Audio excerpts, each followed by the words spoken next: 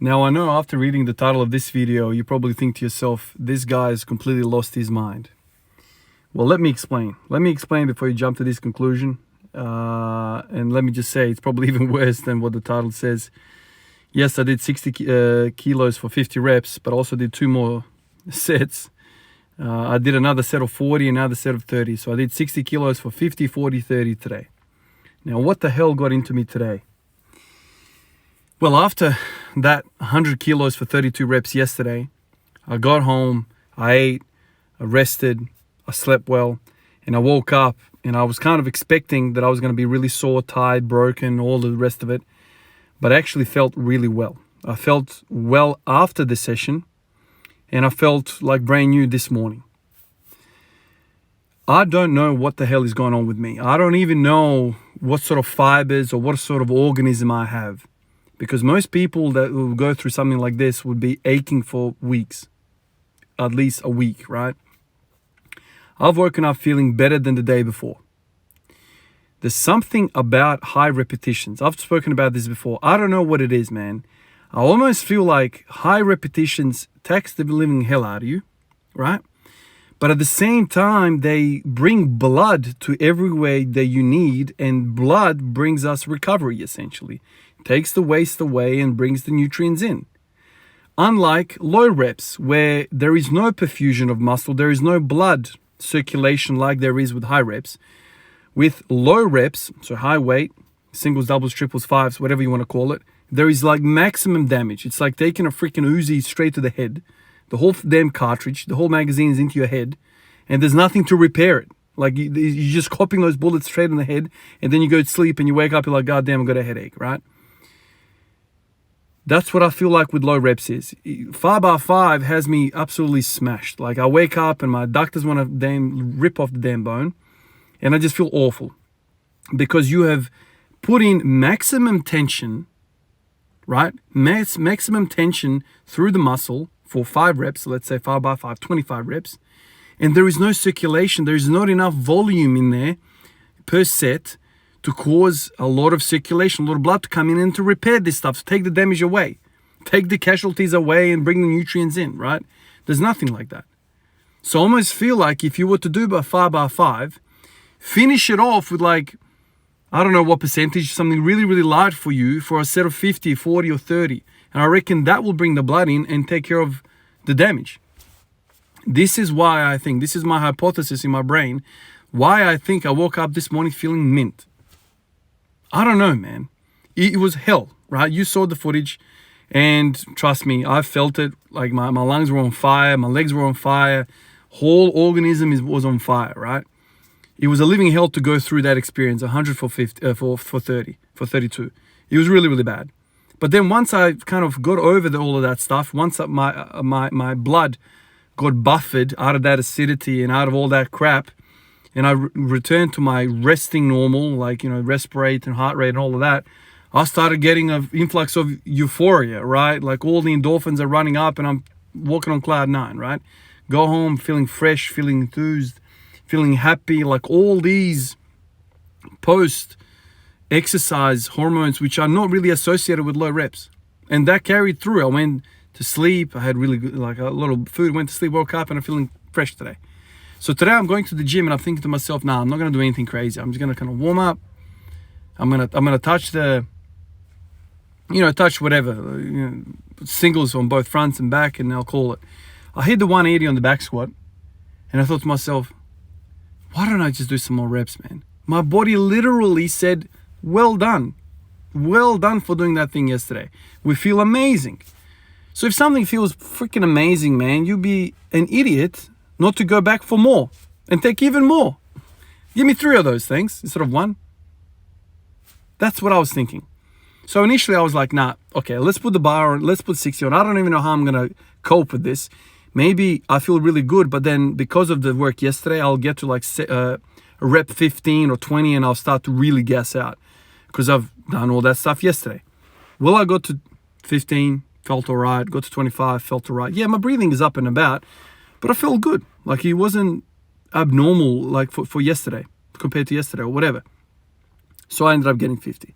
Yes, it was another hard experience to go through, but it was nowhere near the difficulty that I had yesterday. Yesterday was really hard. 100 kilos versus 60 kilos, it's a big difference. That's like another me on top of me, right? Like it's a lot. Whereas 60 kilos is kind of more manageable. I can breathe. I can kind of wriggle under the barbell. Like it's a lot kind of less weight, and you can kind of exist easier on there. So when you're resting at the top, it's not crushing you as much. That's kind of what I was thinking at the time. I was like, oh, compared to yesterday, this is brilliant. Like I can just basically stand here all day kind of thing. It is uncomfortable, don't get me wrong. You know, the shoulders, they were getting pumped, sore, whatever the term is. My hands were going numb again, right? Because I'm basically making sure the bar doesn't roll off my back, right? It doesn't just sit there like a shelf. I have to do something to it as well. And so I did that, and you know, I took like 5 or 10 minutes huffing and puffing around. I was sitting there and I thought to myself, then I started talking to a fella in the squat rack next to me, and he was like, man, what are you doing? Like, because he was there yesterday and he's there, you know, today as well. And I'm talking to him, and we started talking about why I am the way I am. Like, why do I always put on these these strength gains when I do these periods? It's almost every single time. It's never failed me. He was asking, you know, when's you going to max out next? And I'm like, well, look, man, last time I did this stuff, it took about 2 weeks, and then I hit the 212. So maybe 2 weeks. I don't know. I don't know what's going to happen. But right now, I've got a whole bunch of time off work, something like 2 weeks. So I just want to hammer it. I know tonight I'm going to sleep well. I know tonight I'm going to eat well. So why not? Why not just go for gold and really put into it? But we also started talking about this idea of, am I a endurance athlete? Was I born to do that versus strength? Because I don't know, man, like this stuff, not that it comes easy to me, but it comes easier to me than the stuff that powerlifters do, like 5x5, man, with heavy ass weight. Like that beats the shit out of you, man. You know, the central nervous fatigue is a real thing. The muscular fatigue is a real thing. You know, this is kind of like, the only reason I'm saying 5x5 is a real thing, the CNS and the rest of it, is because there is no blood. There is no blood. That's what I think right now, because I've done both, man. Like I've done something like 300-400 days of just singles and back off doubles and triples and all that sort of stuff, like really low reps, you know, kind of stuff. And then I've kind of transitioned to this on and off for the last, I don't know, another 300-400 days. I don't even know, we're up to like 1 billion days now, but I've tried everything. And every time I've done this, my joints feel better. My lungs feel better, like I feel healthy as an individual, and I also get stronger. It's like, why wouldn't you want to do this when everything is being ticked off? Everything. Well, I can tell you why. There's one reason why you wouldn't want to do this. It's freaking hard work, man. It is hard work. I don't think anybody in the gym worked as hard as I did today or yesterday. You're there counting stars, you want to vomit, you're like looking around the gym to find the nearest damn bin so you can empty your gastrointestinal system into it, right? Both ends. It's just, it takes a certain type of human being. It takes a certain type of mentality, drive to do this, because this is just a whole lot of discomfort. It's a hurt locker for a whole bunch of time. It's not a nice existence. And I don't see people that are, you know, not so serious about training, putting themselves through this. Most people struggle to go to the gym and sit on the damn machines and do the machines. Like the other day I spoke about the damn machines. It's like a freaking hospital, the rehab joint. Every freaking machine's got a seat, man. Everyone's sitting around. The whole gym is sitting, right?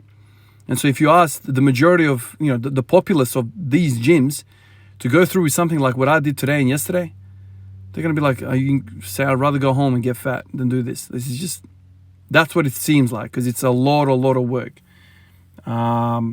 I'll be honest with you, you know, it's not the funnest way to train because it's so freaking hard. You know, doing 180 kilos or doing your kind of training max for a whole bunch of singles, that's a piece of cake, man. That's a piece of cake. I can hold conversations before and afterwards with people. I can listen to music. I'm comfortable and whatever. You're just kind of uncomfortable for maybe like what, 5 to 10 seconds while you're walking the thing out and squatting and walking it back. That's it. But with this type of stuff, man, like I didn't want to talk to anybody for 5 minutes afterwards.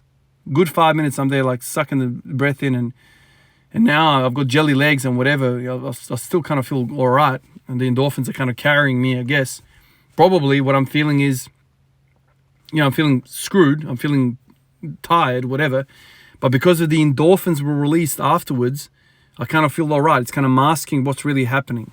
Actually, that reminds me, I'll tell you something, man. That reminds me of childbirth. Not that I've been through childbirth, but I've been there in the room with my wife, was giving birth to our kids. And, in the moment, man, when it was all happening, it's like, talk about pain and agony and all that, man. Like, it's a freaking hard thing to watch, let alone, you can imagine going through that. But we had the first kid, and then guess what? We had the second kid as well. It's almost like she forgot about the pain. The endorphins that are released once our son came out, like, especially for her, obviously, holding him and then breastfeeding him, and all that. Like, I think those endorphins are just completely washed away all memory of how bad the thing was to get him out, right? And so then, a year and a half later, we've got another one, right? Like, it's one of those things. And I've spoken to people that run marathons as well. They're like, man, it was an absolute bloodshed for like 3 hours, but I want to do it again. It's like, are you serious, man? You went through hell and back. But it's just the endorphins were released after the event, and now we're like, yeah, hell yeah, I want to do that again. Like right now I'm thinking, yeah, hell yeah, I want to do it again. I want to do it tomorrow. Let's go for 100 tomorrow. Although I'm well aware that is going to suck, but the endorphins are, I don't know, you can go both ways, I guess. It's just, as long as you approach this with some sort of control. Like I remember when I was doing the 20 rep, the super squat program, that, man, that you're pushing reps and weight. And, I remember stopping at 130. I go 130 for 20. I kept failing at 140. I think I'll go 140 for 18, I reckon. And that was making me anxious, the night before. Because I knew, man, like I've already failed 140 a couple of times. Jesus, I'm going to warfare again. Like, you're going to struggle. And you also know that you have to add weight to the thing.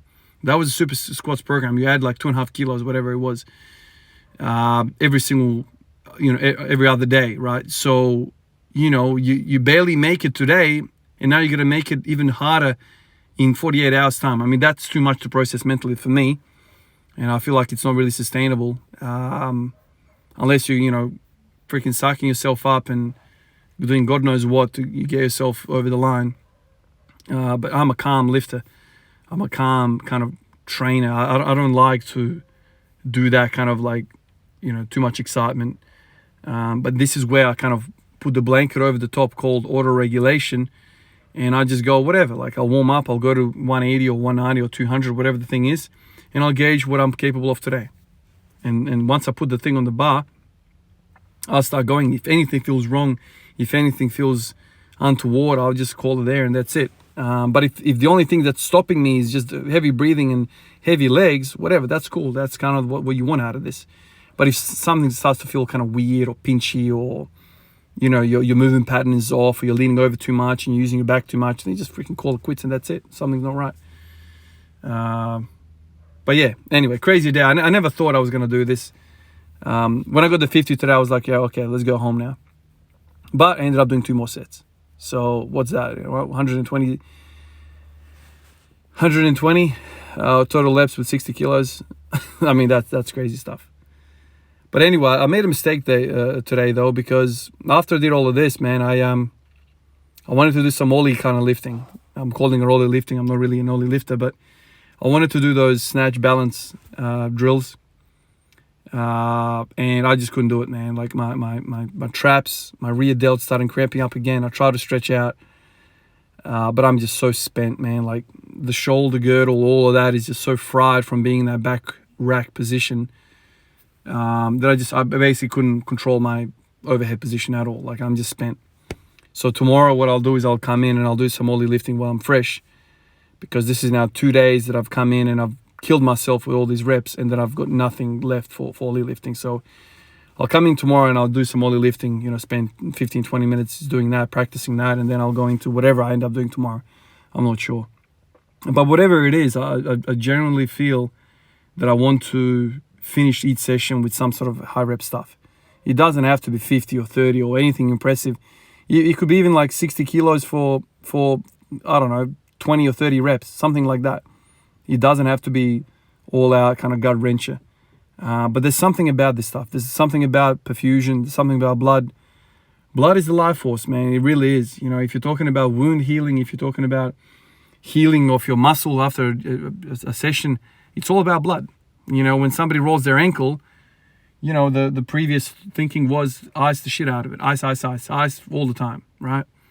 But then now we're finally kind of making our, you know, understanding more clearer that really what ice is doing is vasoconstricting that area and making it harder for blood to get there, right? That's what cold does. So instead of doing that, yeah, sure, okay, you can ice it, you know, as soon as the injury happens for pain relief, you're going to decrease the swelling that way. That makes sense. But then after the initial insult, really what we should be doing is heating the damn thing, because we want maximum blood in there. With blood comes all of the stuff we need, all of the building materials that we need to repair that structure, right? The last thing you want to do is put it in a bucket of ice. You know, basically, might as well chop the leg off at that point. It's like, you know, you're prolonging healing. And that's why we actually have temperature as well, you know, when we have some sort of virus or whatever the case might be. As long as the body doesn't overshoot too much and it causes us, you know, problems with too much overheating. But really what we need is we need an elevated temp. We need to be febrile in order to kill these bugs, because a lot of these bugs don't like environments which are, you know, 38 degrees. They want to be at 36 degrees. And so this is why our body does what it does, because it's going after it. You know, inflammatory process is there for a reason. This is why it makes no sense to me when people talk about taking ibuprofen after training sessions. It's like, what's the point? Like, what is the point in that? You want inflammatory processes to happen, because without the inflammatory process, you're not going to be addressing anything, man, right? It's like you are inhibiting your body from getting stronger. Anyway, that's what I think anyway about all of that. So then after all the session, I got home and I've included a few clips here for you guys to kind of laugh at. I literally go home, and usually this doesn't happen, but I was hungry from the moment I got in the car, started driving back home. And so once again, like I keep saying this, but as soon as I opened the door, I was like, all right, where's the wife and the kids? I want to eat them right away, because that's how hungry I was. Like, I want to vacuum the whole fridge and all that. But luckily for me, my wife went shopping, and basically there's shopping everywhere on the table, in the kitchen, everywhere. And she was kind enough to, you know, buy some cold rolls. So you'll see the footage there. I had 3 cold rolls, and then after that, I saw a nice packet of muffins, blueberry muffins, sitting there. So I nailed them as well. I ended up having 2 of them. It wasn't the whole pack, don't worry. But that's the other thing about this type of training, is your appetite opens up. You are literally a vacuum cleaner. Whereas in comparison, when I do heavy weight, like a 5x5 or whatever, I'm so drained that I don't develop an appetite. I feel like just sleeping all the time. I'm lethargic. I lose my appetite. That's the effect that it has on me. Like, I'm just exhausted to even like have an appetite. But this type of stuff, high reps, man, my appetite opens up. I want to eat. It's like the body is telling me this is our calling. This is what type of athlete we should be. Endurance. And I don't know whether my previous sporting history has kind of dictated that throughout my developmental years. You know, as I was growing into a man, I was running a lot, right? I wasn't lifting weights. So I don't know whether those are the effects, and kind of my body's developed into a more endurance. I don't know. This is all kind of weird to me, but my body just feels better when I do high reps. Simple as that. I don't know what the reasoning behind all that is, but I feel happy. I feel just better with high reps. And specifically, you know, compound high reps.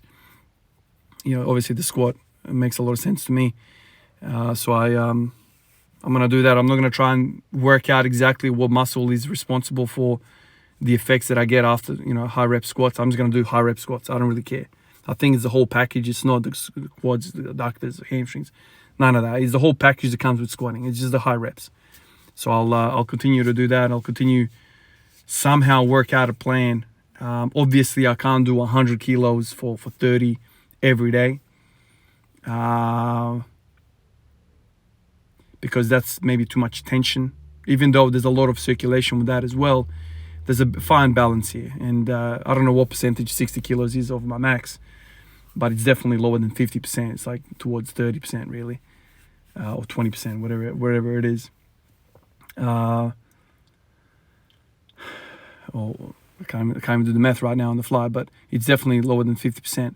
And so, whereas 100 kilos is, close to, 50% of my max, to 212. So that's kind of too heavy to handle that every day, but definitely somewhere like, underneath 40%, 30%, somewhere around there is kind of the happy medium for all of this. I really think that. So that's something to work out. If I had to sit down and work out exactly, what to do on a daily basis, I'm not sure, but I don't think 50% for a whole bunch of for maximum repetitions is a good idea, especially for these breathing sets, because breathing sets is basically how strong are you mentally. Like really, I could have gone 50 yesterday if I had a gun to my head. I would have just stood there for like freaking 20 minutes, sucking the breath in and then do another 5 and another 5. This thing could take like 20 minutes. Now, I don't know what the effects of that could be. Probably I'll end up in freaking ICU on dialysis from rhabdomyolysis. There's a limit to this, right? But anyway, feeling good, man. I'm feeling good. I'm going to surprise a lot of you guys with this video because just yesterday I did that and now I'm doing this. But anyway, appreciate all of you guys on the list, on the comments. I'm slowly catching up on the comments. And also the DMs on Instagram. Appreciate you guys. I'll catch you in the next one. Peace out.